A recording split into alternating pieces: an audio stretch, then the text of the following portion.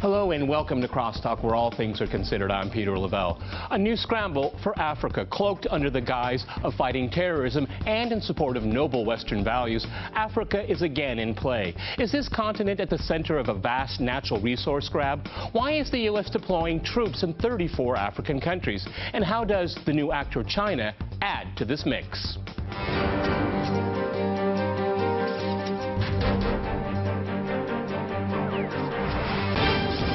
To Crosstalk, the neo-colonialization of Africa, I'm joined by Michael Amoah in London. He is an expert on Africa at the London School of Economics. Also in London, we have Adel Darwish. He is the political editor of the Middle East magazine group.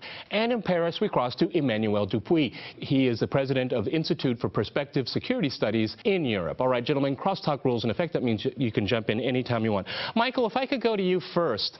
I mean, if you read Western media, it's the West fighting terrorism, jihadism in Africa. Is that the worst problem Africa has right now? It's definitely one of the key problems Africa is grappling with at the moment, particularly to do with Mali and the fact that the whole of northern Mali had until recently been occupied by terrorist jihadist Islamist groups, which basically had serious potential for destabilizing the whole Sahelian region and, of course, the state of Mali. Okay, Michael, but does that justify interventions, military interventions, you think? It becomes a problem for the international community. And as Mali, the state of Mali is unable to deal with it, obviously there has to be international support.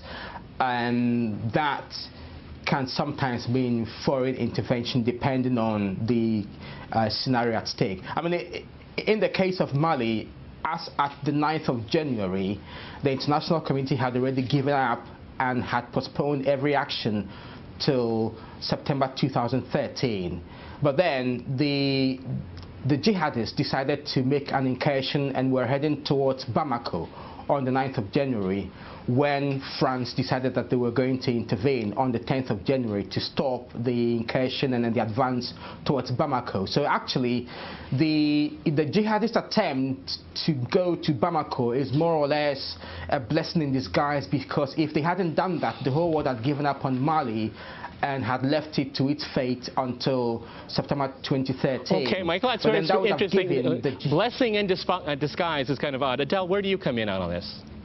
Is it development issues or terrorism? Go ahead. I have to put things into a geographic and historic perspective. As we heard, the Islamist jihadist threat to establishing bases in the whole of the Sahel region, which actually extends from Mali and the sub-Saharan Africa all the way to Somalia. In every single case, it was the jihadists who actually started the attacks, who started terrorism, who started the challenge the legitimacy of governments there when they asked intervention. Even if we go back to 9/11 and the attack in New York, which triggered the Afghanistan war, it was Al-Qaeda that attacked America. It was Al-Qaeda that blew up ships in Straits of Aden, in Yemen. It was the jihadists who actually started the instability in Somalia, which led to piracy. So what some people would call intervention came as a result of jihadist terrorist attacks, not the other way around. Okay, you wouldn't say Mali was an example of that, though, would you?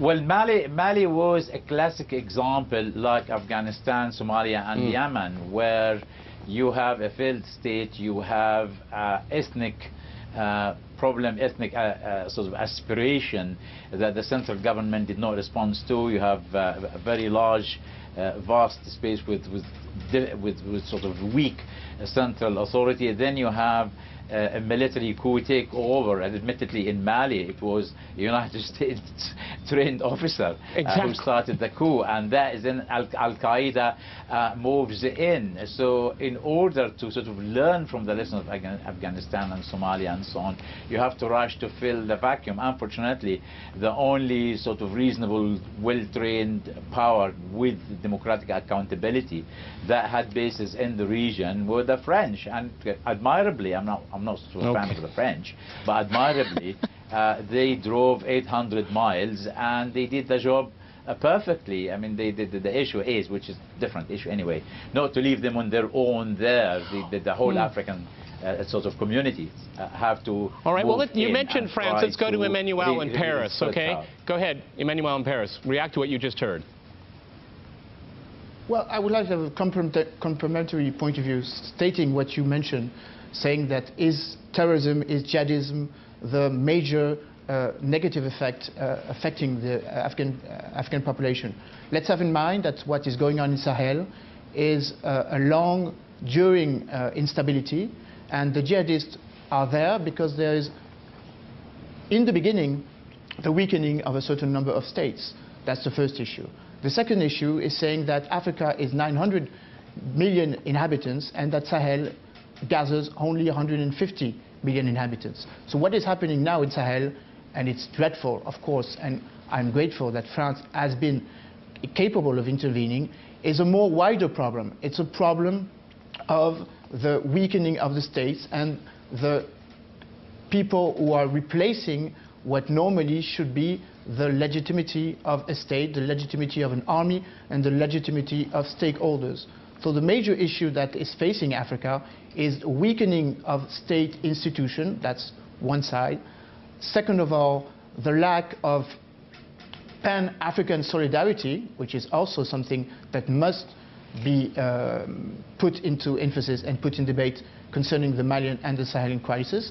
And the third part, more than jihadism, it's the link between jihadism, big criminality, and the drug smuggling agenda, which is huge in this part of Africa, but can also be located in other parts of Africa. Okay, let me go to Michael. I mean, why are these countries weak in the first place, and do you think military interventions are a good idea? Well, I mean, this country is weak, first of all, because it's a former colony of France, and they haven't kept Iraq together since independence. It's a bit of a perplexity that, other discussants are trying to say that France is interested in state legitimation or democracy for that matter. If we look across Africa, apart from Uganda, which is Anglophone, and Equatorial Guinea, which is Lusophone, if you find any state in Africa where the head of state has been there for a very long time and where the two-term maximum limits of the presidency has been exceeded and constitutionally, derailed, it's always Francophone. We're talking about Congo, Brazzaville, Cameroon, Burkina Faso, Chad, Algeria, Tunisia until recently, Gabon until recently, Niger until recently, Guinea until recently. All 9 cases are Francophone. And the reason that happens is because all these states have military pacts with France, whereby France has special forces stationed in the capitals.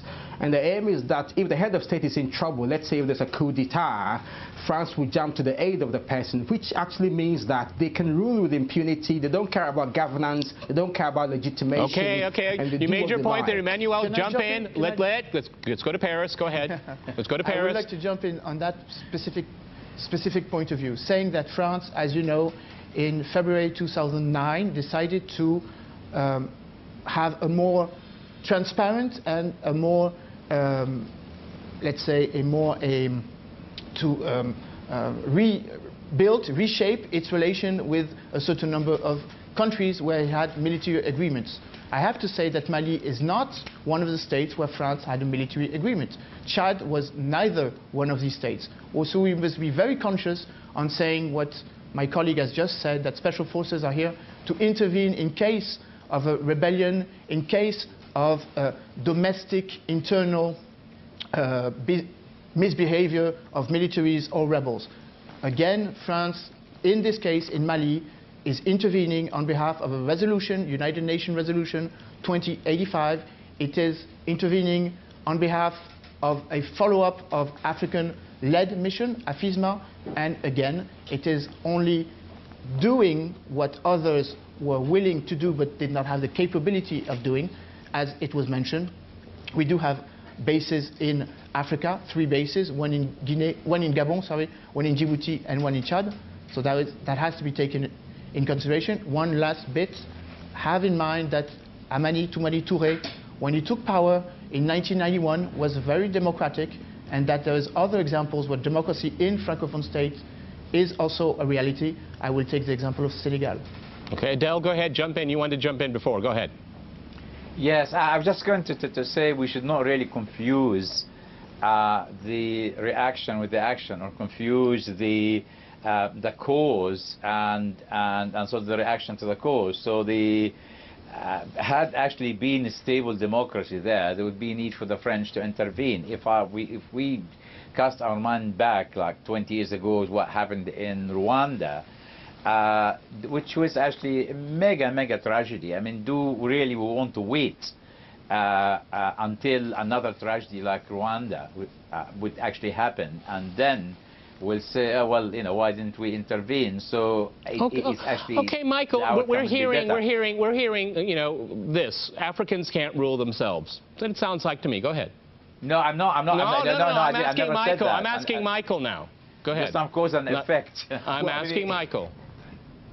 It's essentially, you know, it would appear that France went in, and that's all well and good because of the cover of a UN resolution. But the underlying current really is that France intervened because of their special interests in Mali, and of course about the backlash of the growth of terrorism, which will in the end affect France if it does not intervene. So it's not necessarily, I mean, the... All right, gentlemen, I'm going to jump in here. We have to go to a short break, and after that short break, we'll continue our discussion on Africa. Welcome back to CrossTalk, where all things are considered. I'm Peter Lavelle. To remind you, we're talking about Africa and the major powers.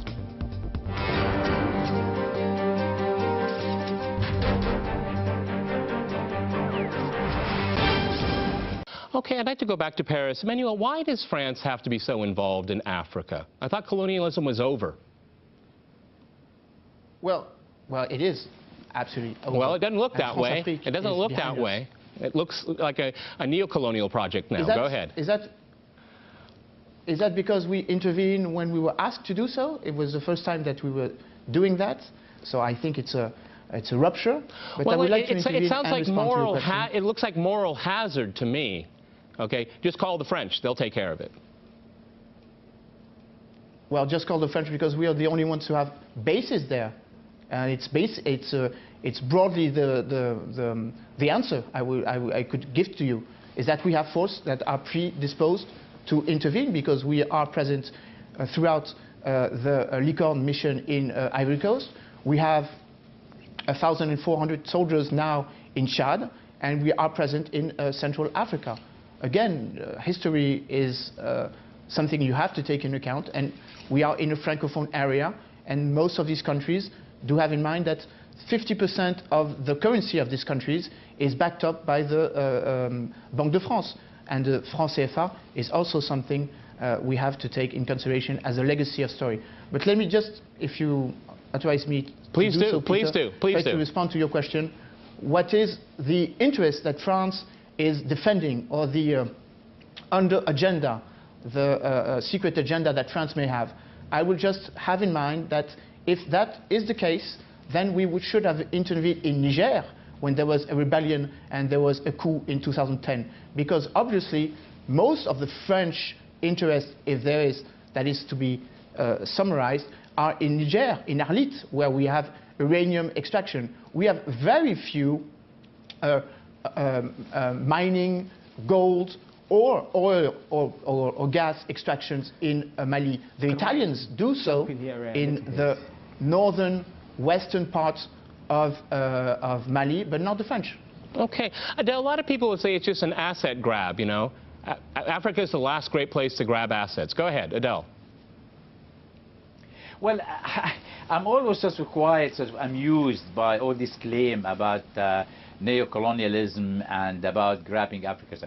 It would be very interesting to see if any of those people who write these columns would show me a spreadsheet where, for example, the cost of French presence there in bases, the cost of British intervention in Libya and France, etc., etc. How much that costs to the British taxpayer or French taxpayer or any taxpayer, compared with the money on the sources coming out from this country, whether it's mineral, net export, net import, taking out of that the local employment and tax collected by the government of this country. If actually someone comes up with this spreadsheet and show me that French presence or British intervention. So, Adel, Western powers are in Africa because they're good people. They're good people. Then right? I'll be convinced by this come argument. on, countries do things out of interest. Michael, go ahead, jump in. Well, I mean, you have to ask yourself, where was France post-independence Mali when the central government in Bamako had several agreements over the decades with the Azawats, with the Tuaregs in the north, and kept breaking these agreements to the extent that the Tuaregs decided that they wanted independence? Where was France in Niger when the president had basically stayed for too long and exceeded their limits? Where was France in all these other cases? It's quite clear that there's a pattern that France is only interested in its interests and the natural resources and doesn't care too much about good governance. And then when it comes to the critical point, France intervenes to look and appear as safe we're the savior, but then it actually condoned the whole process to the situation that brought the trouble. And as I said, I've listed so many cases, and you have to ask yourself, what role has France been playing implicitly or explicitly to bring this to us to this point? Okay, Emmanuel in Paris, do you want to respond to that? Well, it's an everlasting debate. As a Frenchman, I'm always obliged to defend the French policy, and I would have to take basic facts. France has been doing a 3-week operation, a counter-terrorist operation. It is not a stabilizing operation.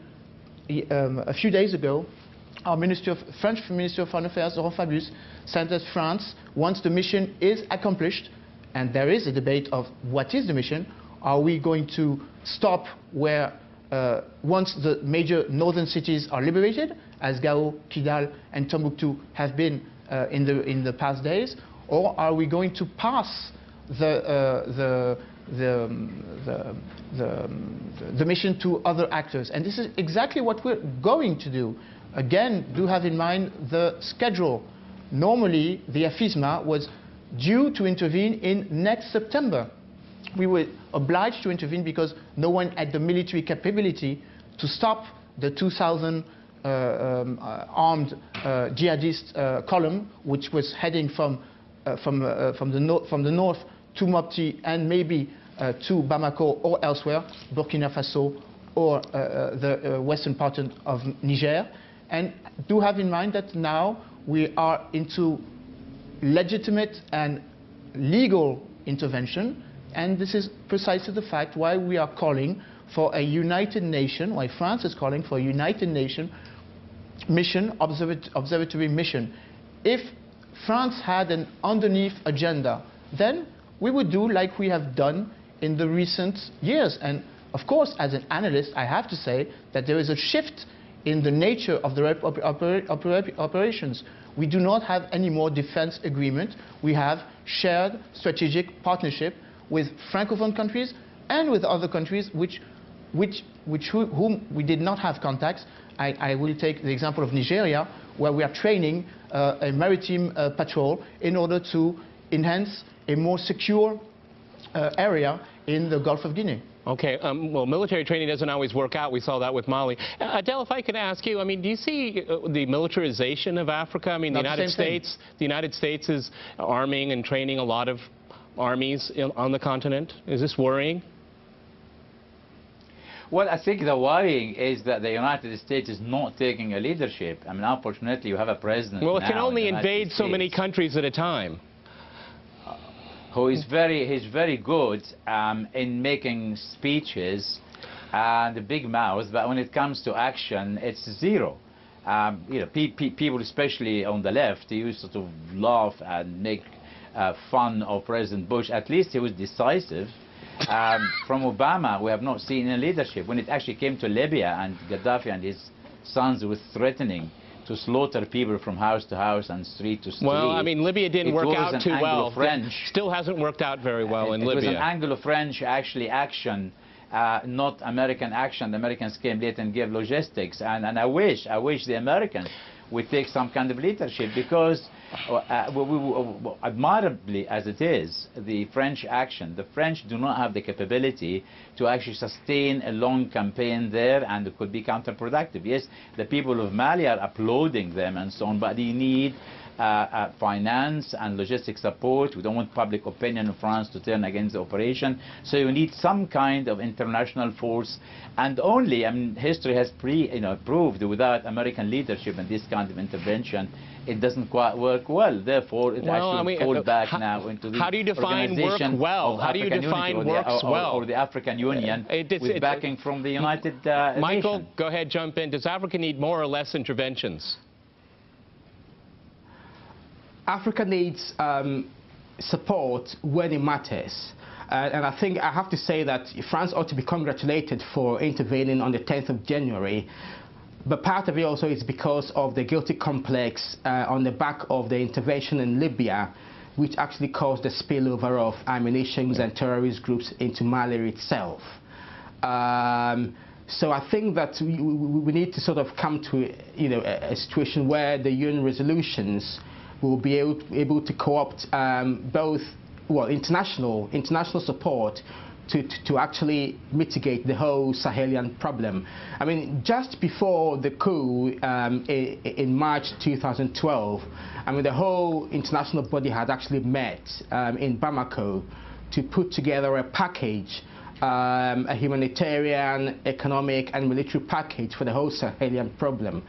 And the coup interrupted it. So I think that it would be a good idea to get back on track on those terms. And whilst the UN is currently putting together a resolution to take forward a military operation to secure the territorial integrity of Mali, I think that all the parties before the coup need to also come together on track to put together the whole package that will solve the Sahelian problem across Mali's neighbors as well. So we'll have to wait and see, the actual role that, the international community, I'm talking about Africa, ECOWAS, the UN, Security Council, France, of course, the US. I mean, we're aware that the US now wants to have a drone base in Niger. We're also aware that there's already a drone base in Burkina Faso. And I mean these drones are helpful. Let me jump in here. Adel, I'm going to give you the last word on the program. Is that good? Now American drones are going to Africa. Okay, is that good? We're out of time. Adel, go ahead. I think drones, from a tactical point of view, are sort of better than making human errors, because pilots are humans after all, so they might actually drop their load anywhere, while drones, you don't have these fears. You can be okay, Emmanuel, I'll give you we still have 30 seconds. Emmanuel, go ahead. You wanted to say something. Please do. Just remind everyone that Africa is not located in Africa, that the strategy of the Americans, and they have this capability of sowing their errors. As you mentioned, Captain Sonogo was trained by the Americans, not by the French. I have to put that clearly in mind of the spectators, is having a dual point of view concerning all right, I wish we had another half an hour, gentlemen. We've run out of time. Many thanks today to my guests in London and in Paris. And thanks to our viewers for watching us here at RT. See you next time, and remember, Crosstalk rules.